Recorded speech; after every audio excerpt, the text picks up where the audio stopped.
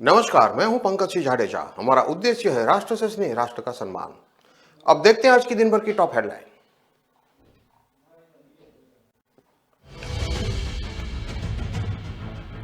पटना, भागलपुर समेत 19 जिलों में कोल्ड डे। 26 तक ऐसी ही ठंड के साथ रहेगा घना कोहरा।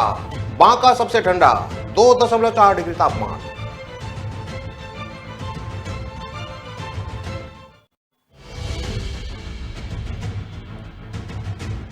पुलिस को चुनौती, रोक के बावजूद किया निर्माण कार्य। 40 राउंड फायरिंग से दहल उठा था अहियापुर इलाका।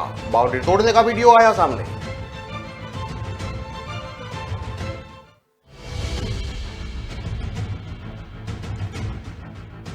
छत्तीसगढ़ में महिला बैंक कर्मी से रेप। सहकर्मी युवक काम के बहाने ले जाकर किया दुष्कर्म। बोला किसी से बताई तो बदनाम कर दूंगा।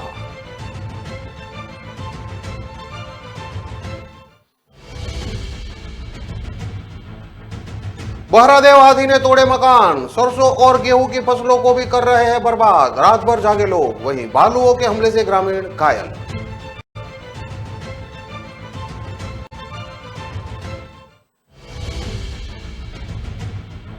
और स्पाइस जेट ने एरो ब्रिज पर यात्रियों को लॉक किया।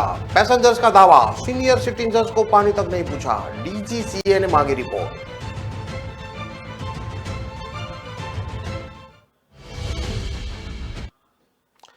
अब देखते हैं खबरें विस्तार से।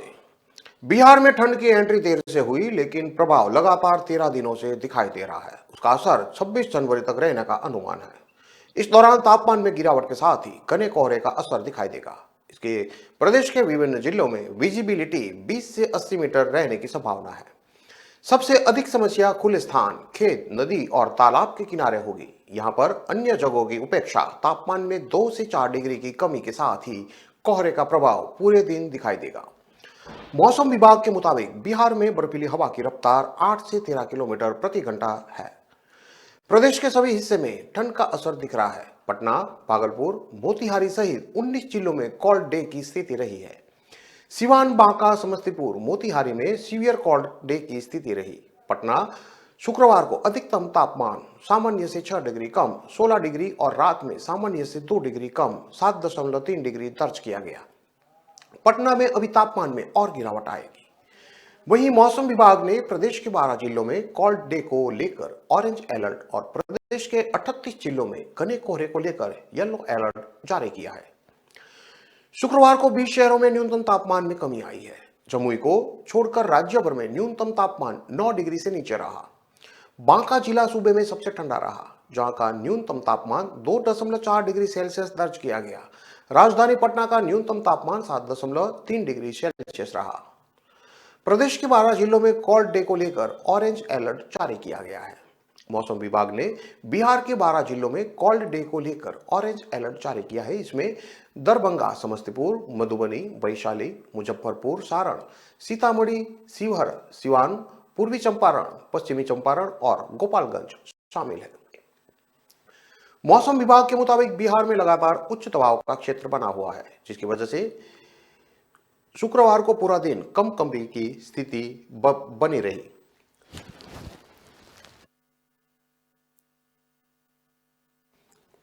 मौसम विभाग के अनुसार रविवार को भी राजधानी पटना सहित विभिन्न हिस्सों में शीतलहर और कड़ाके की ठंड की स्थिति बनी रहेगी।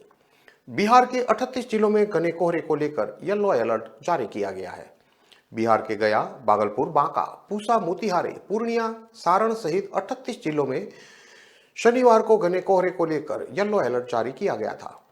प्रदेश में पिछले 13 दिनों में से लगातार तापमान में गिरावट हो रही है। इस दौरान उत्तर पश्चिम की तरफ से 6 से 8 किलोमीटर प्रति घंटा की रफ्तार से बर्फीली हवाओं की वजह से पूरे बिहार में कपकपी की स्थिति है। बांका जिला सबसे ठंडा रहा, जहां 2.4 डिग्री तापमान दर्ज किया गया। शुक्रवार की बात करें तो बिहार के 22 जिलों में घना कोहरा छाया रहा और शीत दिवस जैसे हालात बने रहे। वहीं 20 शहरों में न्यूनतम तापमान में कमी आई। जमुई को छोड़कर राज्य भर में न्यूनतम तापमान 9 डिग्री से नीचे रहा। बांका जिला सबसे ठंडा रहा, जहां का न्यूनतम तापमान 2.4 डिग्री सेल्सियस दर्ज किया गया। सिवान और सबौर का 5 डिग्री, गया का 4.5 डिग्री, पूर्वी चंपारण 4.6 डिग्री, खगड़िया में 4.9 डिग्री, नवादा में 5.6 डिग्री, फॉरबिसगंज में 6 डिग्री, वाल्मीकि नगर में 6.4 डिग्री, किशनगंज 6.4 डिग्री और सारण में 6.7 डिग्री तापमान दर्ज किया गया। हालांकि शुक्रवार को दिन में धूप खिलने और हवा की रफ्तार कम होने से लोगों को ठंड से जरूर राहत मिली। पटना के अधिकतम तापमान में करीब 2 डिग्री की गिरावट दर्ज की गई।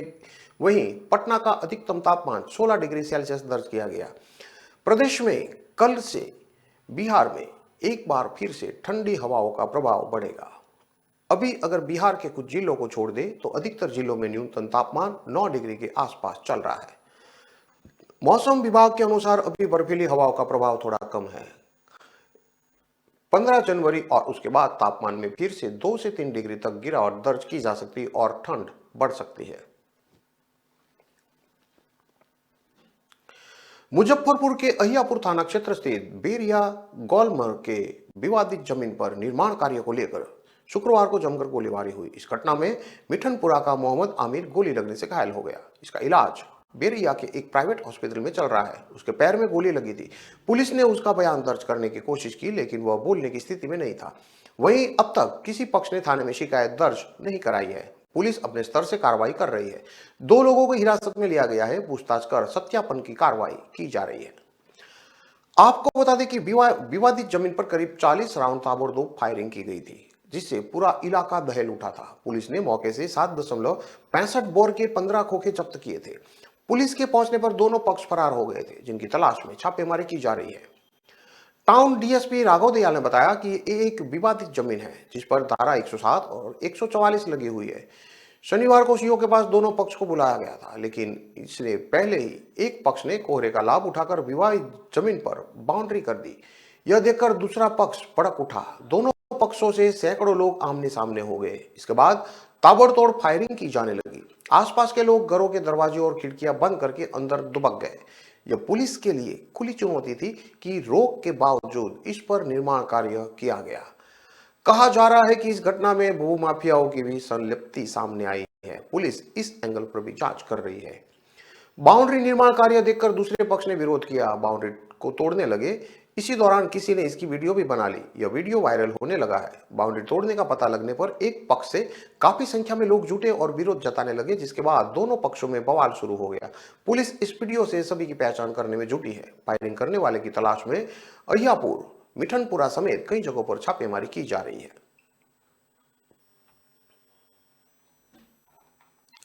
छत्तीसगढ़ में महिला बैंक कर्मी से रेप का मामला सामने आया है। महिला से रेप उसके साथ काम करने वाले युवक ने किया है। युवक उसे किसी बहाने से साथ में ले गया, वहीं उसे मौका पाकर रेप किया। इसके अलावा आरोपी ने महिला को धमकी भी दी कि यदि तुमने किसी को बताया तो मैं तुम्हें बदनाम कर दूंगा। फिर बार बार उसके साथ शारीरिक संबंध बनाने के लिए दबाव बनाने लगा।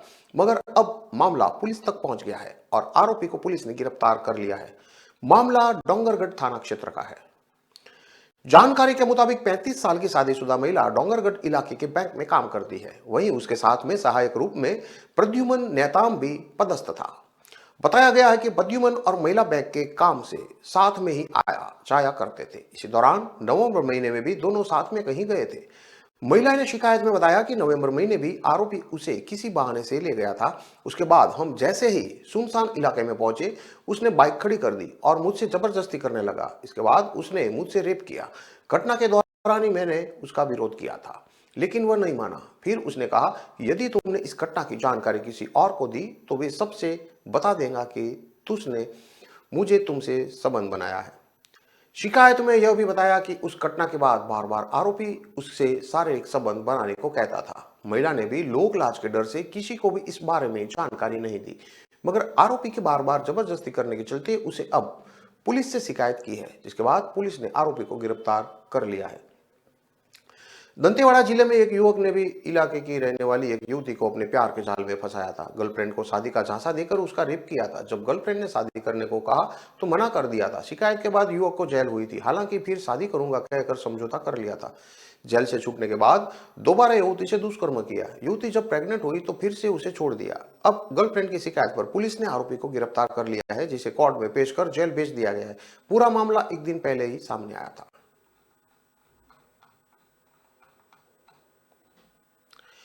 ओगड़ी के बिहारपुर क्षेत्र में हाथियों से लोग परेशान हैं। रात में बहरा देवी हाथी ने जंगल किनारे बने 2 मकानों का नुकसान पहुंचाया। वहीं हाथी के आने की जानकारी मिलते ही लोगों ने रात में घर छोड़ दिया।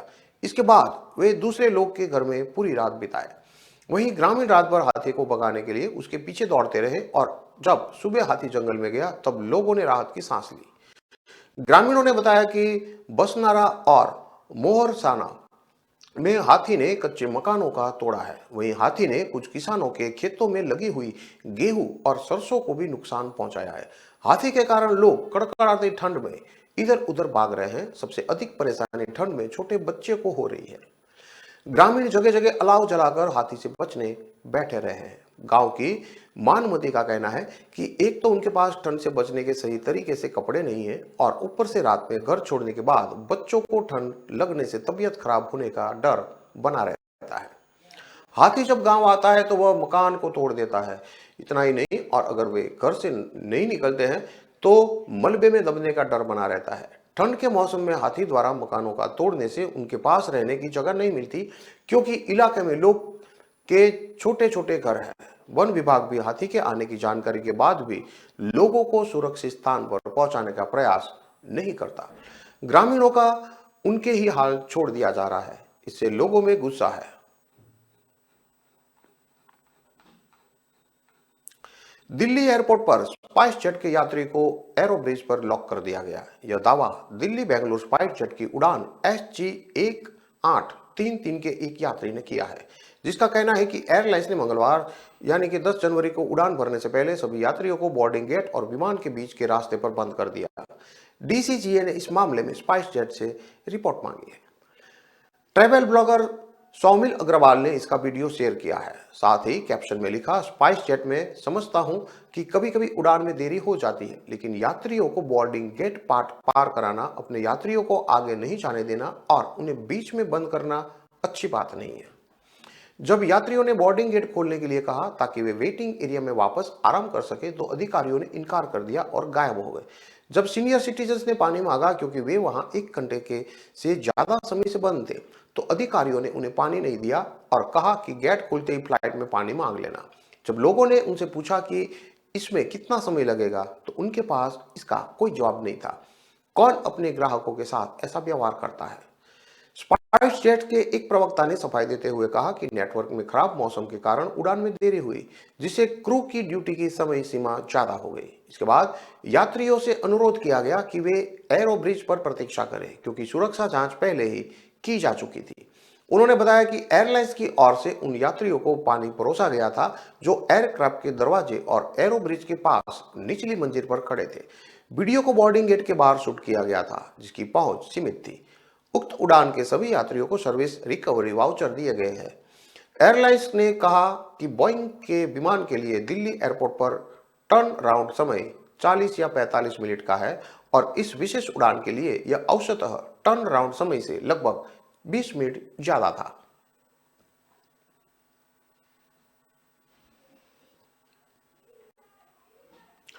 खबरों में लेते हैं अब एक छोटा सा विराम।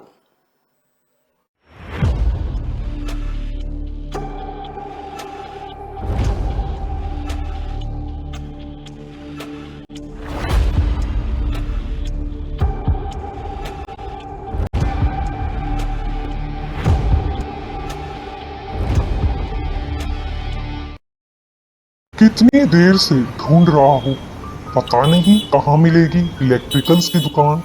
भैया, यहाँ नजदीक में कोई इलेक्ट्रिकल्स की दुकान है क्या? कब से ढूंढ रहा हूँ, परेशान हो गया हूँ। अरे परेशान क्यों होते हो?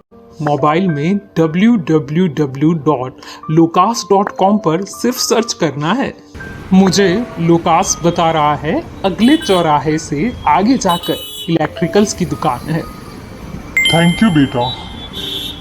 अब इधर उधर मत घूमो, सिर्फ सर्च करो www.locas.com पर।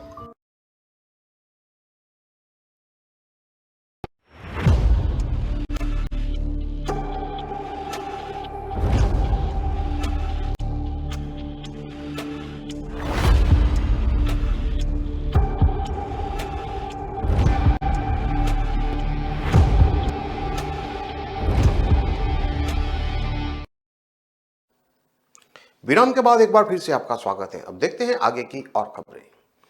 पंजाब में राहुल गांधी की भारत जोड़ो यात्रा में अमरिंदर सिंह राजा बडिंग को धक्के खाने पड़े। पंजाब कांग्रेस प्रधान बडिंग किसी खास नेता को राहुल गांधी के करीब ले जा रहे थे। यह देखकर राहुल गांधी की सुरक्षा में तैनात कर्मचारी ने राजा बडिंग को धक्के देकर एक तरफ कर दिया। यह सब कुछ राहुल गांधी के सामने ही हुआ, हालांकि उनकी तरफ से कोई रिएक्शन नहीं दिखा। इसका वीडियो सामने आने के बाद राजा बडिंग की खूब किरकिरी हो रही है। हालांकि कांग्रेस सफाई दे रही है कि वह एक आम वर्कर को राहुल गांधी से मिलवाने के लिए ले जा रहे थे। राजा बडिंग राहुल गांधी के साथ चल रहे थे। अचानक वह दौड़कर आगे आए, आगे चल रहे किसी व्यक्ति की बांह पकड़ ली और पीछे राहुल गांधी से मिलवाने लग गए। जैसे ही वह वर्कर को करीब लेकर पहुंचे तो राहुल के साथ चल रहे सुरक्षाकर्मी ने देख लिया। उसने तुरंत वर्कर को एक तरफ किया और राजा बडिंग को धक्का देकर राहुल के आगे से ही एक किनारे कर दिया, जिसके बाद सुरक्षाकर्मी और राजा बडिंग के बीच हॉट टॉक भी होती दिखी। पंजाब में राहुल गांधी की सुरक्षा में अतिरिक्त एहतियात बरती जा रही है। यहाँ सिर्फ बड़े नेताओं को ही राहुल के करीब चलने की परमिशन है। इनमें राजा बडिंग के अलावा विपक्षी दल के नेता प्रताप सिंह बाजवा भी शामिल है। राहुल गांधी से यात्रा के दौरान कौन कौन मिलेगा यह पहले से तय होता है। उसके बारे में राहुल गांधी की सिक्योरिटी को भी सूचना रहती है, इसलिए उसमें कोई रोक टोक नहीं होती। यात्रा में चलते वक्त अगर राहुल गांधी खुद चाहे तो किसी को मिलने के लिए बुला सकते हैं। इसके अलावा किसी को राहुल गांधी के पास जाने की इजाजत नहीं है। राहुल गांधी की यात्रा को पंजाब में सबसे ज्यादा सिक्योरिटी दी गई है। हरियाणा में राहुल गांधी के आगे पीछे और अगल बगल वर्करों का घेरा रहता था। पंजाब में चारों तरफ पुलिस का घेरा है। राहुल को यहां 3 लेयर सिक्योरिटी दी गई है। इसको लेकर खुद पंजाब कांग्रेस ने भी चिंता जताई थी।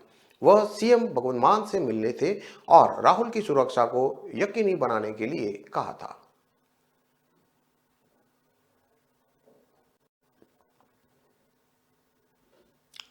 पंजाब के लुधियाना में कस्बा माछीवाड़ा के सिकंदरपुरा गांव में शादी की सालगिरह पर दरवाजा खुलने में समय लगने पर एक व्यक्ति ने भाभी की तेज हथियार से हत्या कर दी। आरोपी शव को बोरे में भरकर खेत में फेंककर फरार हो गया। हत्या के आरोपी ने कत्ल की वारदात को अपने स्मार्टफोन में रिकॉर्ड करके अपने एक दोस्त को वीडियो भेज दिया। उसने आगे वीडियो महिला के पति के तौर पर को भेज दिया। मृतक की पहचान मुस्कान के तौर पर हुई है। माछीवाड़ा पुलिस ने 32 साल के अमरीक सिंह के खिलाफ हत्या का मामला दर्ज किया है। वह एक शराबी है। घटना के कुछ घंटों बाद ही पुलिस ने उसे गिरफ्तार कर लिया गया। भागते समय आरोपी ने फर्श से खून धोया और पीड़िता की 1 वर्षीय बेटी को अपने एक पड़ोसी को सौंप दिया। पुलिस के मुताबिक आरोपी अमरीक सिंह की पत्नी 6 महीने से अलग रहने लगी थी। उसको शक था कि मुस्कान ने ही उसके और उसकी पत्नी के बीच मतभेद पैदा किए हैं। वह मुस्कान के खिलाफ रंजिश रखता था। मुस्कान ने घर का दरवाजा खोलने में देरी की तो उसने गुस्से में आकर यह हत्या की वारदात को अंजाम दिया। समराला के डीएसपी बरियाम सिंह ने बताया कि सिकंदरपुरा के राज सिंह ने पुलिस में शिकायत दी कि उसके बड़े भाई अमरीक सिंह ने उसकी पत्नी मुस्कान की हत्या की है। पुलिस उनके घर पहुंची तो फर्श से खून साफ किया गया था। कुछ देर बाद शव घर के पास खेत में पड़े बंद बोरे से बरामद हुआ। आरोपी फरार होने के प्रयास में था, लेकिन पुलिस ने उसे गिरफ्तार कर लिया। डीएसपी बरियाम ने कहा कि आरोपी ने पुलिस को बताया कि वह घर लौटा तो मुस्कान ने कुछ देर तक दरवाजा नहीं खोला। इंतजार से गुस्से में आकर उसने तेजधार हथियार से उसकी हत्या कर दी। हत्या का वीडियो बनाकर अपने एक दोस्त जतिंदर सिंह को भेज दिया। उसके बाद शव को बोरे में डालकर खेत में फेंक दिया। इसी बीच पीड़िता की 1 साल की बेटी जाग गई और रोने लगी। उसने बच्ची को पड़ोसी को सौंप दिया और फरार हो गया।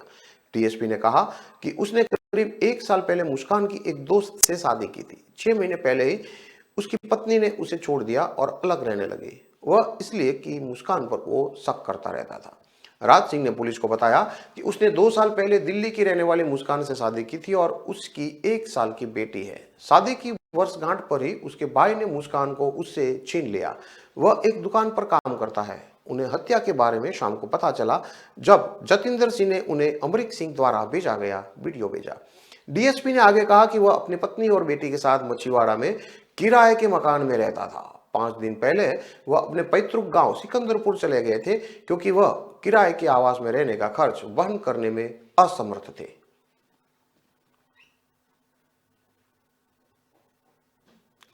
जालंधर शहर में अराजक तत्वों का पूरा बोलबाला है। लूट, चीना जब्ती और चोरियां आम बात है। आए दिन लुटेरे तेजधार हथियार के दम पर लूट की वारदात को अंजाम दे रहे हैं। देर रात अपनी दुकान बंद करके घर जा रहे भार्गव कैंप में सोना टेलर के मालिक सोमनाथ पर लुटेरों ने कोट बाजार में हमला बोल दिया। सिर तेजदार हथियारों से हमला कर सोने की अंगूठी, सोने की चैन, जेब से 2000 रुपये और बुलेट मोटरसाइकिल लूट कर फरार हो गए। लूट का शिकार हुए सोमनाथ टेलर ने बताया कि वह देर रात दुकान से घर लौट रहे थे। जैसे कोट बाजार में पहुंचे तो एक प्लेटिना बाइक पर सवार 4 युवकों ने उसका पीछा शुरू कर दिया। पीछे से आवाजें लगाई। आवाज सुनकर वह खड़े हो गए तो लुटेरों ने अपनी बाइक उसके आगे लगा दी। लुटेरों ने अपनी बाइक से उतरते ही सीधे ही हमला बोल दिया। टेलर ने कहा कि लुटेरों ने उसे बुलेट मोटरसाइकिल से नीचे फेंक दिया। इसके बाद तेजदार हथियारों और डंडों से उसकी पिटाई शुरू कर दी। सिर पर दातर मारी तो वह अपना होश खो बैठे। इसके बाद लुटेरे हाथ से सोने की अंगूठी, गले से सोने की चेन और जेब से दिन भर की कमाई 10,000 रुपये और बुलेट मोटरसाइकिल लेकर फरार हो गए। जब उन्हें होश आया तो उन्होंने घर वालों को फोन करके इसकी जानकारी दी। पीड़ित ने कहा कि वह रोजाना की तरह दुकान से निकले थे। लुटेरों ने उसका पीछा कोट बाजार में ही किया। वो पहले से घात लगाकर बैठे थे कि जब वह निकलेंगे तो पीछा कर हमला करेंगे। कोट बाजार में रात को जब हमला किया गया तो उस वक्त पूरी तरह से सन्नाटा था। वहां पर आसपास कोई नहीं था। पुलिस थाना भार्गव कैंप में पीड़ित ने शिकायत दी है। पुलिस अधिकारियों का कहना है कि इलाके में लगे सीसीटीवी कैमरों की फुटेज को आज कब्जे में लिया जाएगा। उसे खंगालने के बाद लुटेरों का पता लगाया जाएगा। बहरहाल पुलिस ने स्नैचिंग का मामला दर्ज कर लुटेरों का अपने नेटवर्क से भी पता लगाना शुरू कर दिया है।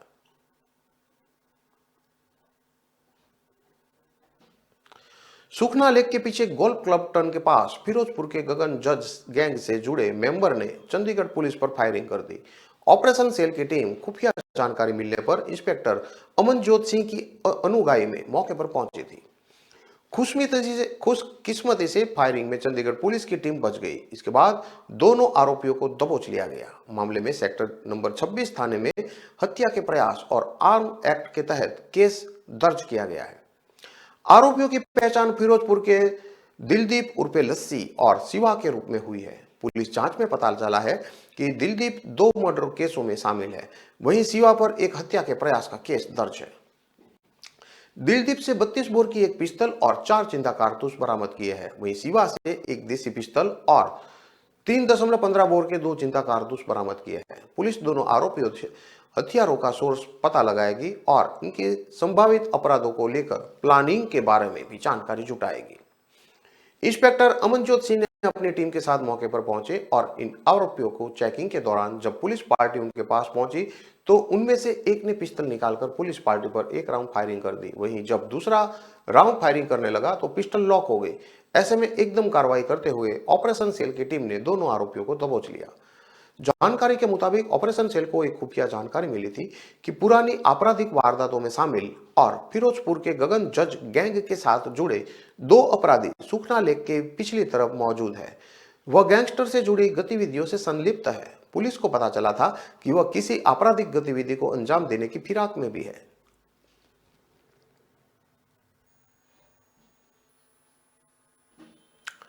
लोहड़ी पर हिल्स क्वीन शिमला में सीजन का पहला हिमपात शुरू हुआ है।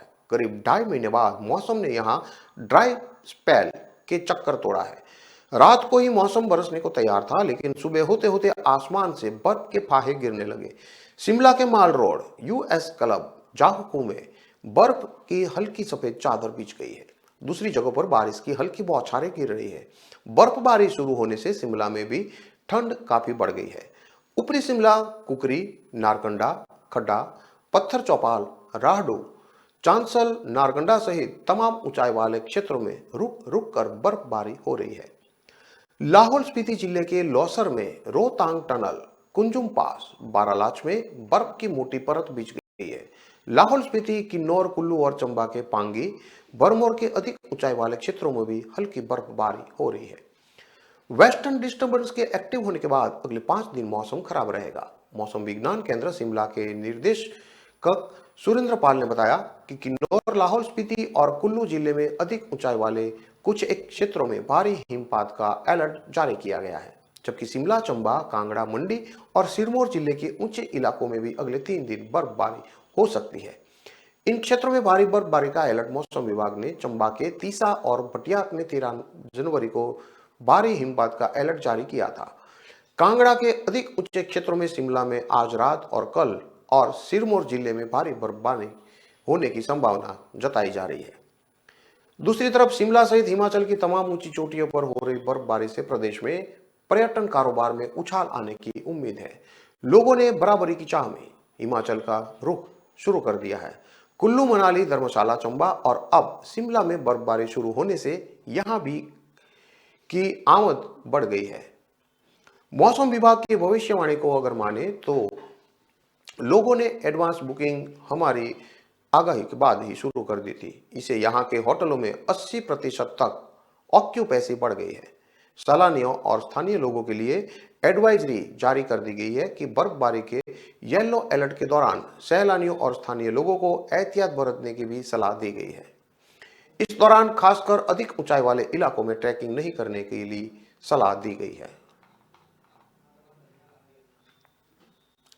इन सभी खबरों को विस्तार से पढ़ने के लिए आप हमारे वेबसाइट का भी प्रयोग कर सकते हैं। हमारा वेब का पता है www.kalamkartavya.com। हमारी कलम ही हमारा कर्तव्य है के उद्देश्य के साथ खबरों को आप राष्ट्र प्रथम के साथ देखते रहिए। नमस्कार।